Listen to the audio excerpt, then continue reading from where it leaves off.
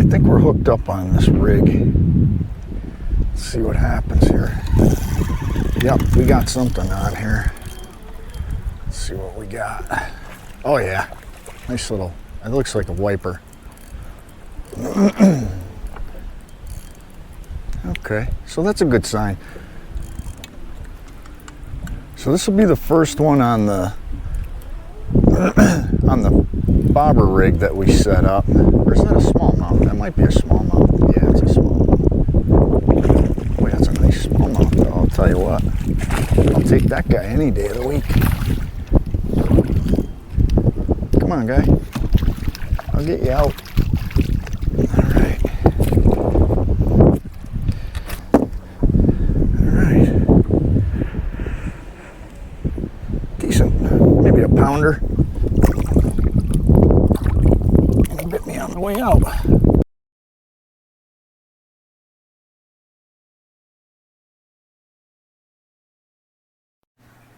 Alright, welcome back to another video. Been a few minutes since I've had a video out. Figured I'd come out and talk to you guys a little bit tonight about one of my favorite ways to fish summer walleye. And you know what, for that matter, fish multi-species. This is a very useful bait for more than just walleye. The rig that I want to talk about tonight is the drop shot. I want to talk more about two variations of the drop shot that I think are very effective, especially with walleye, but can be used for pretty much anything. I've caught smallmouth, I've caught pickerel, I've caught hybrids, walleye, you name it.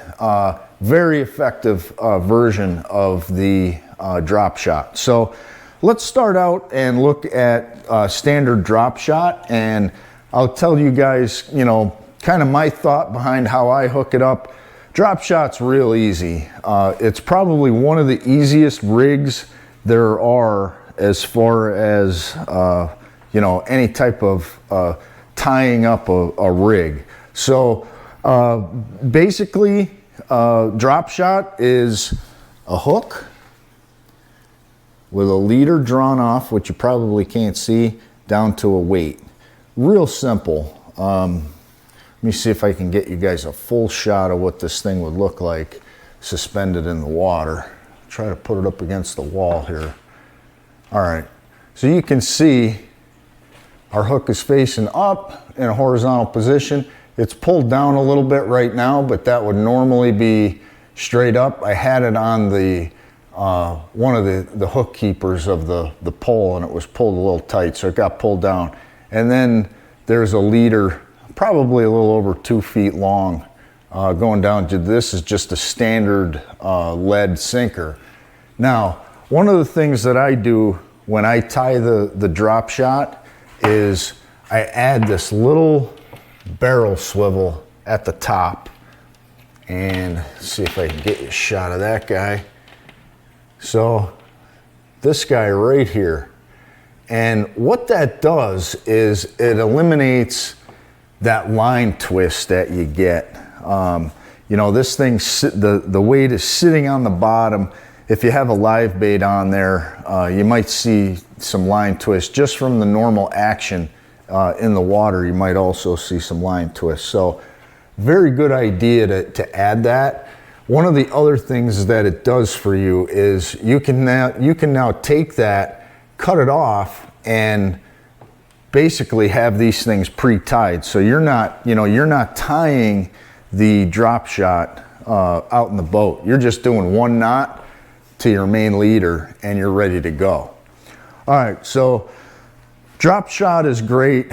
You know, drop it down in the water, the weight's on the bottom, and our bait is now suspended up the distance between the hook and the weight. So in this instance, we're about 2 feet off bottom. This is great for those fish that are at that level.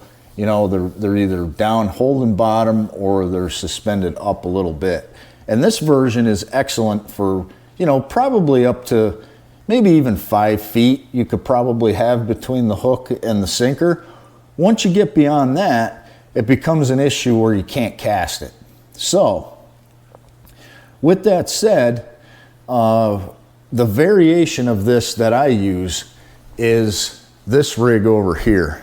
And I'm going to switch these out so I can put it up against the wall and show you exactly what it is. Now this rig this can be used for basically anything as well. I particularly like to use it for walleye, but again, I've caught stripers on this. I've caught smallmouth, pretty much you name it.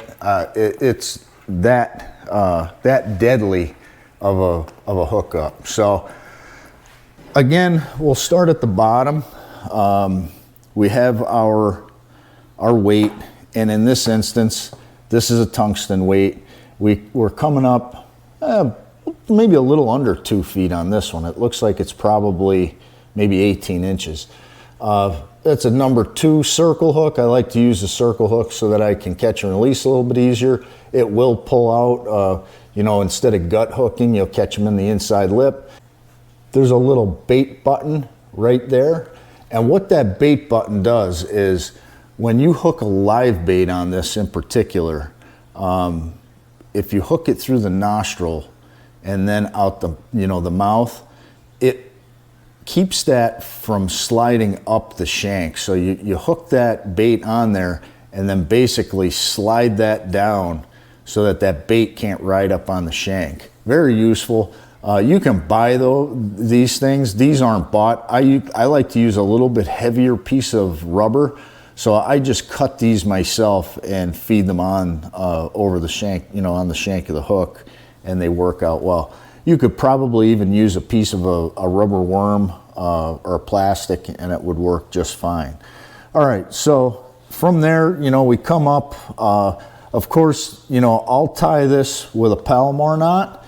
I'm not going to go in depth on how to tie a Palomar knot. There's probably 100 videos out there on how to do it. So we're just going to strictly talk about the rig itself. So Palomar knot, and then there's about probably 4 feet a leader up to my barrel swivel. Now here's where the change is. On the top side of that barrel swivel, and this is my main leader then, coming off of the pole, I have first thing I do is a small glass bead, which sits right on top of that swivel. On top of that, there's a little 1/8 inch slip weight. That's a little barrel weight. They're hollow. It slides right up over your line. And then what goes on next is what's going to give you the versatility and make this thing very useful in pretty much any depth that you need to achieve. This is a weighted slip bobber. It's made by Thill. This is, I believe this is a 7/8. It's either 3/4 or 7/8. They make these in multiple sizes, and it's weighted on the bottom. On top of that, of course, you're going to do your standard bead right here. And what that does is it's when the bobber stop, which is already, reeled in on the reel, comes down, it hits that, and that's the amount of line you let out. What this is going to do, if we see that, these fish are suspended, say they're, you fish that are suspended 6 or 8 feet off bottom, you can cast this out. And with these additional weights, this thing is very castable, and it will suspend up off the bottom and get down to them quickly. So the drop shot weight helps get it down straight, and with the added weight on the top of the barrel swivel, it pulls the bait down very accurately to wherever you cast it. There's minimal drift when you do it this way. And then of course, with the weighted bobber, it will hold up very well in your little bit, more wavy conditions where you have some wind and things like that. This thing will traverse a little bit better than that non-weighted one. The non-weighted bobber, they're fantastic, but you can't, it takes a little bit longer to get the bait down to where you're trying to, to that depth that you're trying to achieve. If you're fishing in 10 feet of water, the regular slip bobber works fine. So I'm going to put this over here, and I'm going to talk about the next piece. So this particular drop shot, well, hybrid drop shot, again, you could use plastics, you could use a worm on there, you could put a live bait on this one. This is the way I have it hooked up. But I wanted to talk about one variation which is particular to just using live bait. Now, I didn't put the slip bobber on this one, but and you could do it either way. For this instance, I didn't put it on here, but if you wanted to add that extra, that hybrid version, you would put all of that apparatus on that we just talked about. So you would have the bobber stop, the bead, the slip bobber, and if you wanted the weight and the bead to get that extra castability.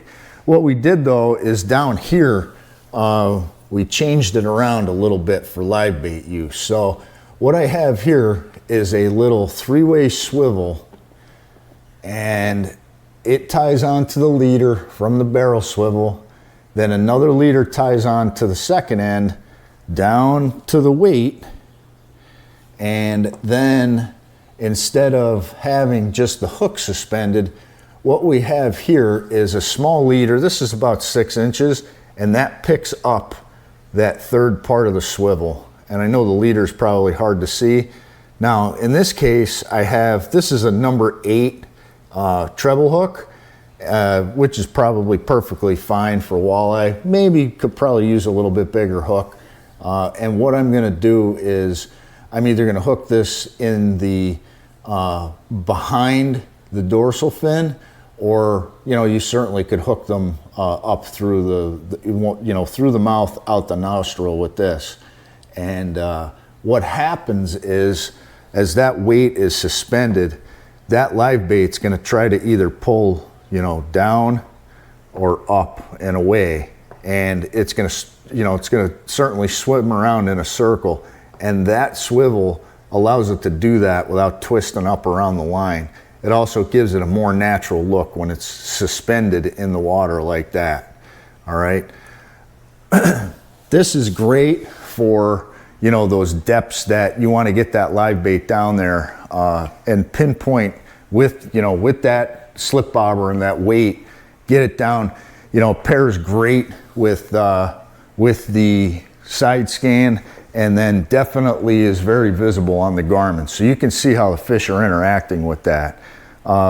Some of the things that, basic stuff, these are the, this right here are the tungsten weights. You don't have to use these. You can use just your standard, swivel sinkers. These happen to be 3/8. These are a little bit heavier if it's a little bit rougher out. These are half. Slip bobbers, again, these are, something you could probably pick up at any bait store. The hooks that I have here were just 2 packs that I brought out. This is a number 2. That's a number 4 for the drop shot style. These are the trebles that I had. This is a number 8. Seems to be a pretty good size for walleye. Definitely caught smallmouth on them. A little bit too small for striped bass, but the premise of the rig would be the same. You would just increase the size of the hooks, increase the pound of the leader that you would use. The egg sinkers that I use, which is the slip, again, water gremlin, these are 1/8 ounce. You could go with a 1/4 ounce, might be a little bit too heavy unless you're gonna rig it up for, if you're gonna use it for stripers or hybrids, then you'd probably wanna get that little bit extra weight. These are the barrel swivels that I use, and this, you probably don't wanna, we don't wanna cut costs and buy crappy barrel swivels, because this is basically taking the brunt of everything. So the S Pros are excellent. This is a 70 putt. You could see it's 75 pound. I think you get like 10 of them for $5 or something.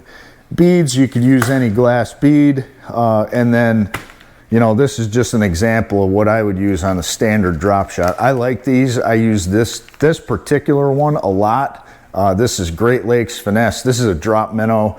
It's a little under 3 inches, and you can use this thing on the drop. You can use it on a Ned rig.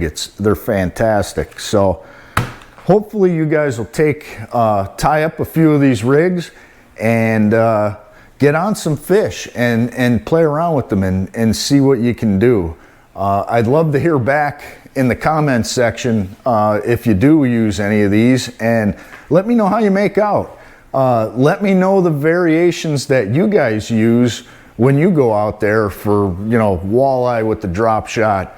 What do you do for your stripers? I know a lot of guys use floats and things like that. This is kind of a down and dirty way, so you don't have that specialized equipment, that specialized rig stuff just for stripers. You can kind of use some of this stuff for multiple species and, still get a great result. So hope you guys enjoyed this little video.